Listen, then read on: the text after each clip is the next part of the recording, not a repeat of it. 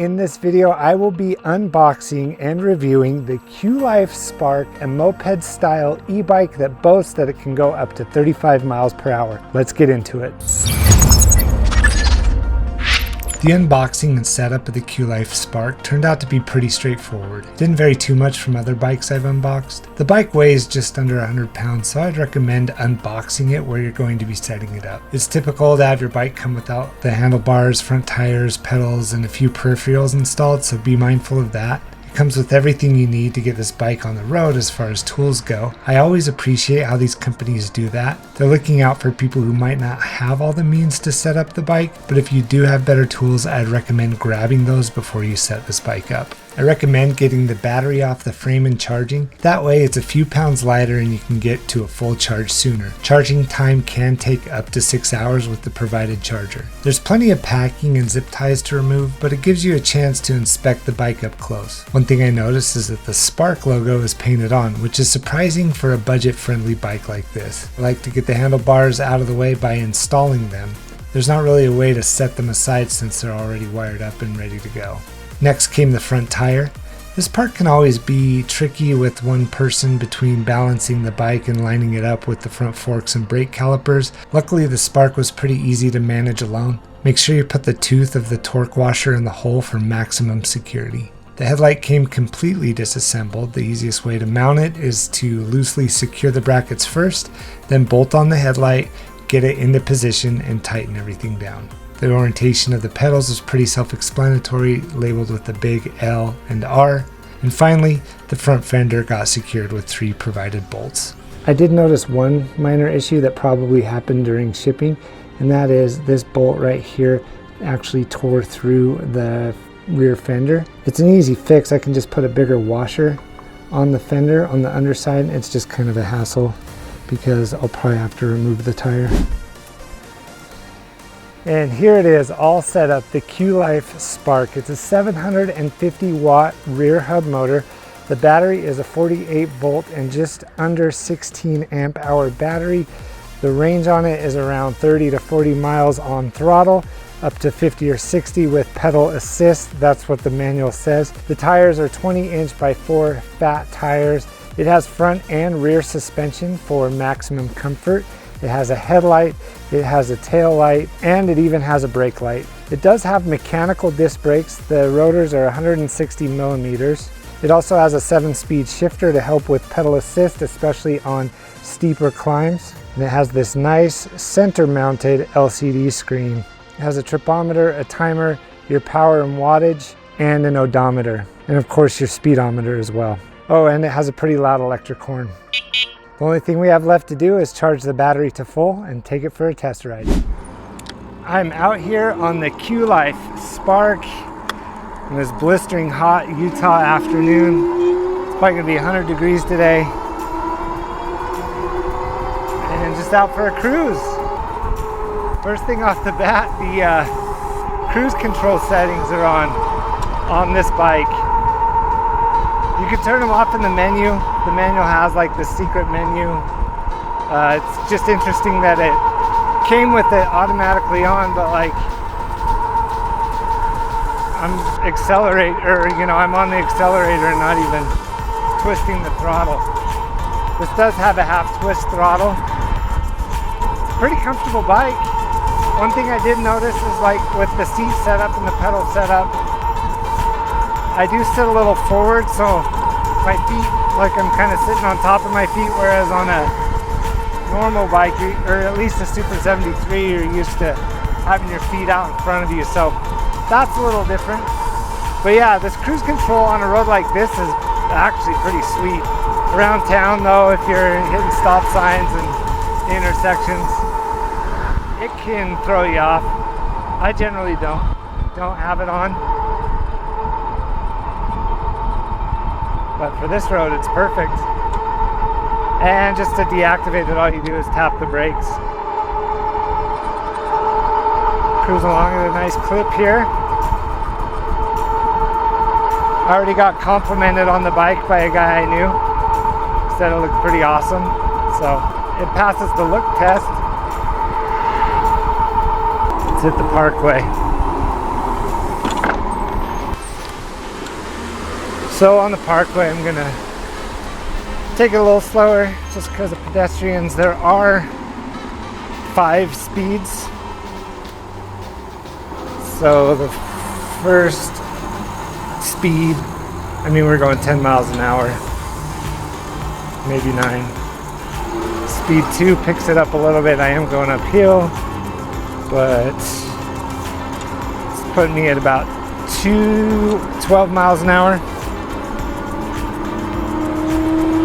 Speed 3 puts me at about 17 miles an hour. Speed 4, looking about 21 miles an hour. Speed 5. That'll get you up to that 30, maybe 35, but the power feels great.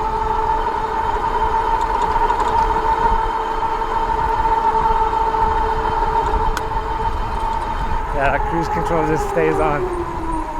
Now we're at the end of the bike path, but check out this view.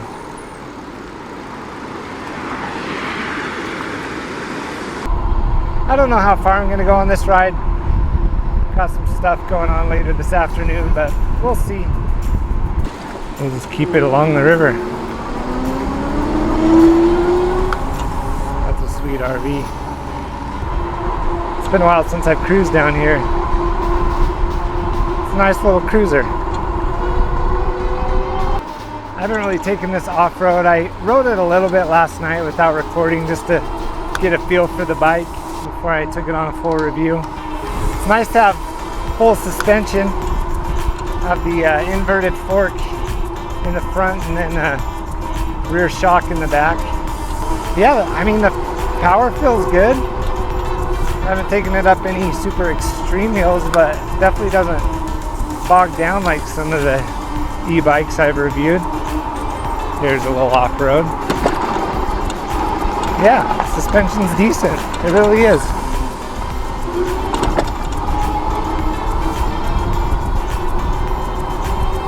Especially for a bike that's on sale for under $1,000 right now. That's pretty crazy. Got headlight, tail light.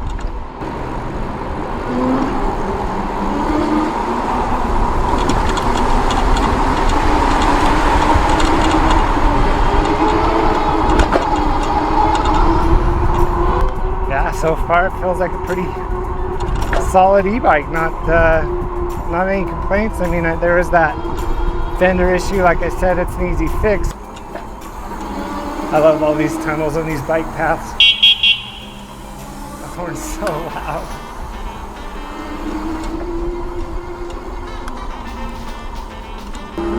Crossing over this brand new bridge here. Stay on the bike path for a minute.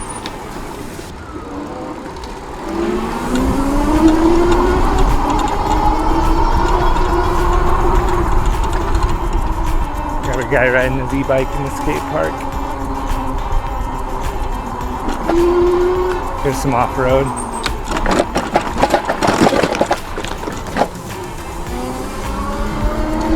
It's not bad.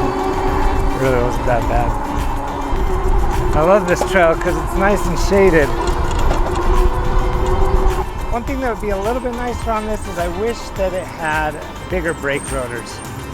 Stock Super 73s come with 180 millimeter rotors. These are 160, so the stopping power is just a little bit slushier, for lack of a better word. Gone about 5 miles and I'm still showing full battery.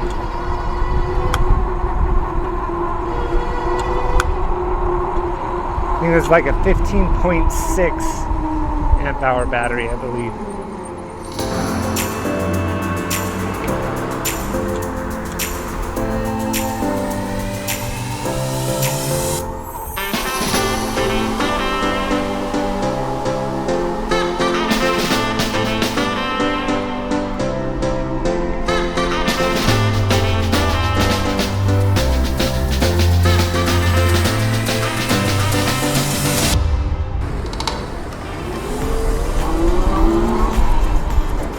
This thing has an awesome turn radius.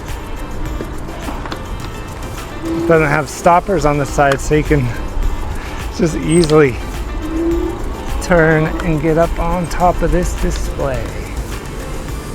Wow.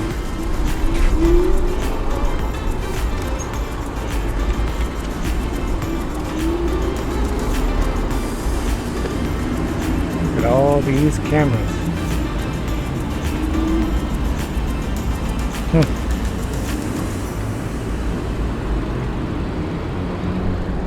I wish my camera was rolling, but I stopped to take some pictures of the bike and I saw a phone sitting there, so had a whole saga. I went into a restaurant to turn it in and they closed at 3 and it's 2:27, and then as I was driving back to where I found the phone, these people shouted out the window and said that I had their phone, and I knew it was them. There's no way that they would have known that I even had a phone to steal it. So got the phone back to the rightful owner, but now I have to cruise back. I got another compliment on this bike as I stopped to take a picture in front of a tattoo shop.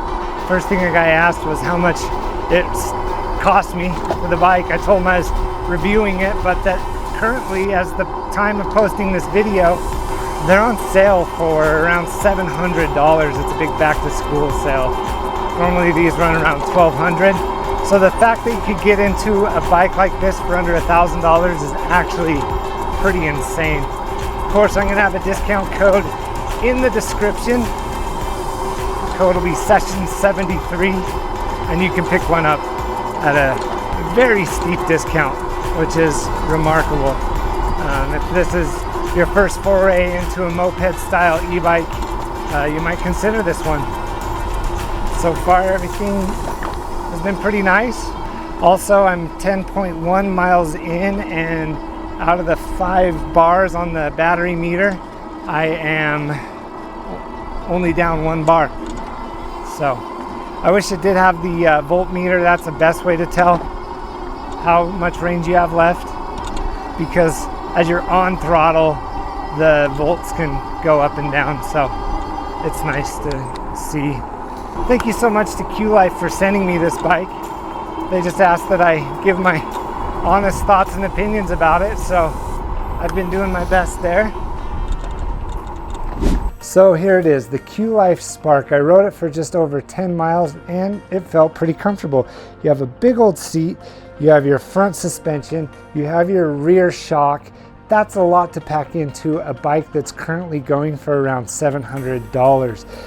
It originally retails for around $13. So at the time I'm posting this video, it's on a steep discount. Speaking of discounts, if you use the code session73 when you check out, you get 3% off your order.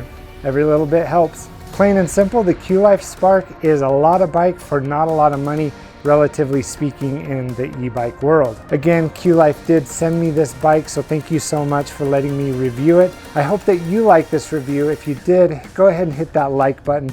Comment down below, what do you think about the QLife Spark? It actually comes in a bunch of different colors, so if you were to get one, what color would you get? And of course, while you're down there, hit that subscribe button. Have a great rest of your day.